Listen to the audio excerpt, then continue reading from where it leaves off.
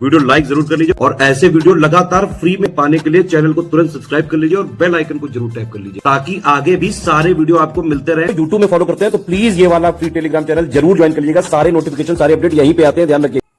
नमस्कार दोस्तों, स्वागत है ऑनलाइन एग्जाम प्रिपरेशन पर which is the part of study for civil services. दोस्तों इस वीडियो में हम पढ़ेंगे इकोनॉमिक्स, जो कि आर एग्जाम के लिए हमारी ये सीरीज चल रही है और इसमें हम भारतीय अर्थव्यवस्था पढ़ेंगे और ये आज इसका पहला पार्ट है। तो पहले भाग में हम सबसे पहले देखते हैं अर्थव्यवस्था से संबंधित कुछ महत्वपूर्ण शब्दावलियाँ। आइए चलिए शुरुआत करते हैं। एक टर्म आपको मिलता है अनौपचारिक या फिर असंगठित क्षेत्र। तो इससे तात्पर्य क्या होता है?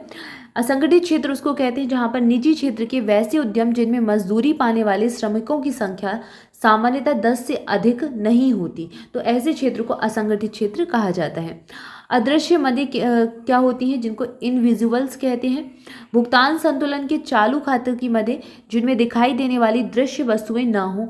अदृश्य मदें मुख्य तौर पर वे सेवाएं हैं जैसे कि पर्यटन हो गया, जहाजरानी और वायु परिवहन, बीमा और बैंकिंग आदि वित्तीय सेवाएं। इन्हें हम विदेशों से उपहार के आदान प्रदान, धन का निजी खाते पर अंतरण, सरकारी अनुदान और ब्याज, लाभ और लाभांश आदि को भी इसमें हम सम्मिलित कर सकते हैं।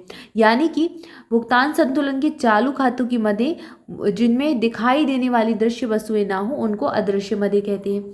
इसके बाद एक टर्म आपको मिलता है अवमूल्यन। अवमूल्यन से प्रश्न कई बार एग्जाम में बना है। अवमूल्यन से क्या तात्पर्य है? तो अवमूल्यन क्या कहलाता है? विनिमय दर में गिरावट जिसके कारण विदेशी मुद्राओं की इकाइयों के रूप में आंतरिक मुद्रा की कीमत भी कम हो जाए, तो उसको कहते हैं अवमूल्यन होना। मुद्रा का अवमूल्यन कई बार आपने सुना होगा। इसके बाद है अवसर लागत। ये क्या होती है? यह किसी कार्य या फिर मूल्यमान के संदर्भ में परिभाषित की जाती है और अस्वीकार किए गए विकल्प के मूल्य के समान होती है। आकस्मिक दिहाड़ी मजदूर, कैजुअल वेज लेबरर, ये क्या होता है? अन्य लोगों की खेतों या फिर उपक्रम में दैनिक दिहाड़ी के लिए काम करने वाले व्यक्ति को आकस्मिक दिहाड़ी मजदूर कहा जाता है। अगला दिया गया है आंतरिक अर्थव्यवस्था का एकीकरण। ये क्या कहलाता है? सरकारी नीतियों के द्वारा अन्य देशों के साथ स्वतंत्र व्यापार करना और निवेश में वृद्धि हो जिससे और इसी के कारण आंतरिक अर्थव्यवस्था या फिर अन्य अर्थव्यवस्थाओं के साथ कुशलता और पारस्परिक निर्भरता सहित जुड़ सके। तो ये जो चीज़ होती है, ये जो प्रोसेस है, इसको आंतरिक अर्थव्यवस्था का एकीकरण कहते हैं। इसके बाद आयात प्रतिस्थापन, ये क्या कहलाता है? तो सरकार की आर्थिक विकास की ऐसी नीतियां जिसमें आयात की जा रही वस्तुओं का स्थान देश की स्वनिर्मित वस्तुएं ले ले, जहां पर देश में खुद से ही उन वस्तुओं का निर्माण हो रहा है, तो इस नीति में आयात नियंत्रण, आयात शुल्क और अन्य नियंत्रणों को भी अपनाया जाएगा। इस नीति के ध्येय की प्राप्ति के लिए, मतलब इसका जो लक्ष्य है उसकी प्राप्ति के लिए आंतरिक उद्योगों की आत्मनिर्भरता की प्राप्ति और रोजगार संवर्धन को भी प्रोत्साहित किया जाता है, तो इसको आयात प्रतिस्थापन कहा जाता है।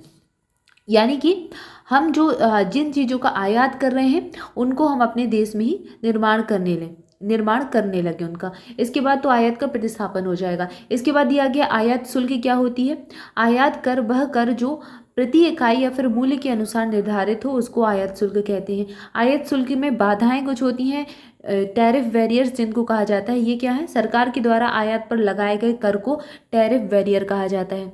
इसके बाद आयात लाइसेंस, तो किसी देश में वस्तु के आयात की सरकार से मिलने वाली अनुमति को आयात लाइसेंस या फिर इंपोर्ट लाइसेंसिंग कहा जाता है।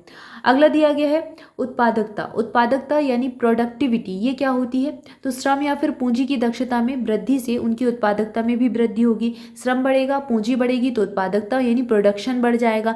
यह शब्द प्रायः श्रम की आगत की उत्पादकता के संदर्भ में यूज किया जाता है। कुल मिलाकर ये तो बहुत आसान सी बात है। अगर हमारे पास पैसे होंगे तो हम प्रोडक्शन बढ़ाएंगे और प्रोडक्शन बढ़ाने के लिए सिर्फ पैसे नहीं, हमें श्रम भी चाहिए पड़ेगा, उतने श्रमिक भी हो जो उस कार्य को कर सके।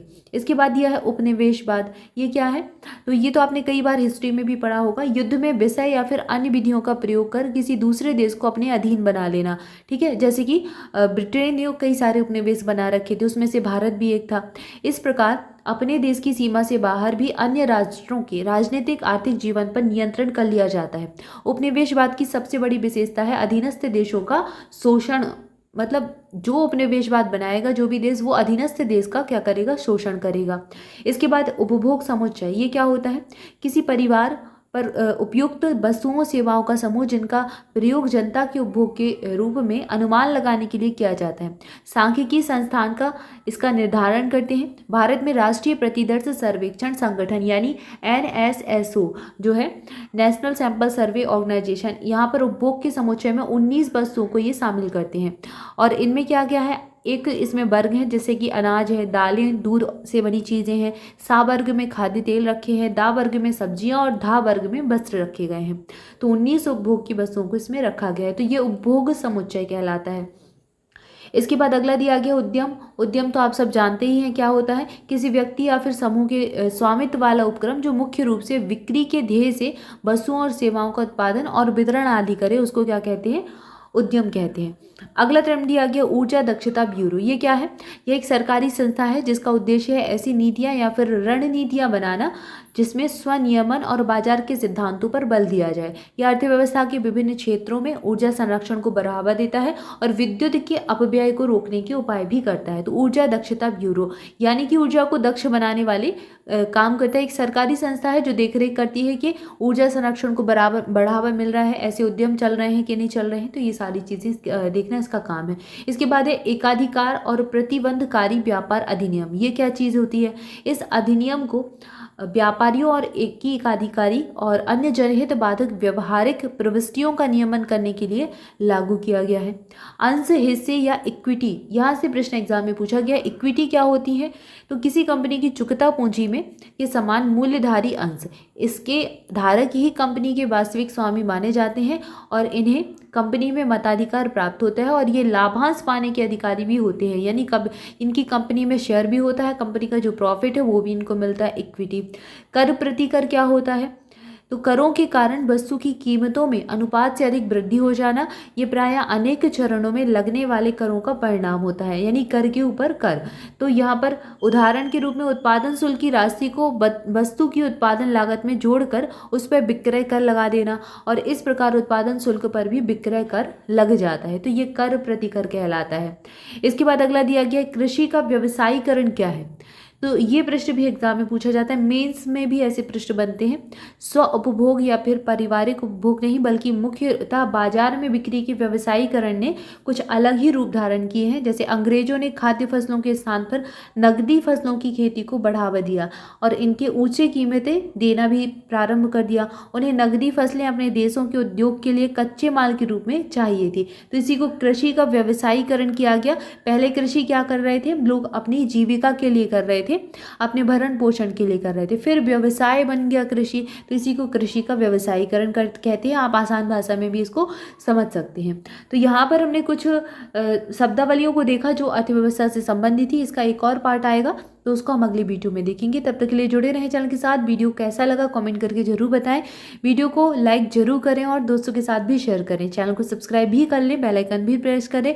इसके अलावा अगर आप हमारे स्टडी फॉर सिविल सर्विसेज की कोई भी पेड बैच से जुड़ना चाहते हैं तो डिस्क्रिप्शन की डिटेल को फॉलो कीजिए या फिर study for civil services application पर जाइए। Thank you for watching this video. Thank you so much.